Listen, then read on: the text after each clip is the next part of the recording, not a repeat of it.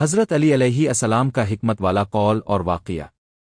عنوان: حضرت علی علیہ السلام کا حکمت والا قول اور ایک اہم واقعہ۔ سکرپٹ: السلام علیکم۔ آج میں آپ کو حضرت علی علیہ السلام کا ایک اہم اور حکمت برا واقعہ سنانے جا رہا ہوں جو ہمیں زندگی میں حکمت، صبر اور برداشت کا سبق دیتا ہے۔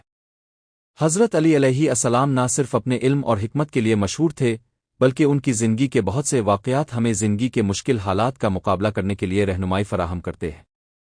ایک دفعہ حضرت علی علیہ السلام اپنی سواری پر جا رہے تھے جب ایک شخص نے ان پر الزامات لگانے شروع کر دیے اور نہایت نازیبا الفاظ استعمال کیے۔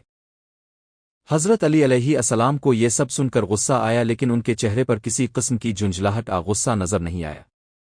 جب وہ شخص اپنی باتوں سے تھک گیا تو حضرت علی علیہ السلام نے اس سے کہا، تم نے جو باتیں کی وہ میری ذات کے بارے میں ہیں، مگر میں تمہیں یہ بتا دوں کہ جب تک تم مجھ سے تکلیف دینے کی کوشش کرتے رہو گے میں تمہاری باتوں کو سن کر تمہیں معاف کرتا رہوں گا۔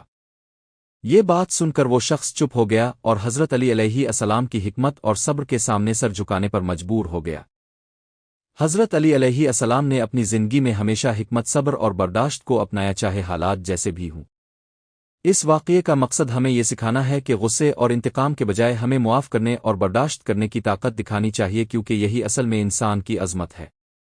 حضرت علی علیہ السلام کا یہ واقعہ ہمیں بتاتا ہے کہ جب ہم دوسروں کی غلطیوں کو معاف کرتے ہیں تو ہم اپنی عظمت اور برداشت کا مظاہرہ کرتے ہیں، اور اس سے نہ صرف ہم خود سکون میں رہتے ہیں بلکہ دوسروں پر بھی اثر ڈالتے ہیں۔ اگر آپ کو یہ ویڈیو پسند آئی ہو تو براہ کرم اس کو لائک کرے، کمنٹس میں اپنی رائے دی اور ہمارے چینل کو سبسکرائب کرے تاکہ آپ کو مزید حکمت سے بھرپور ویڈیوز مل سکے۔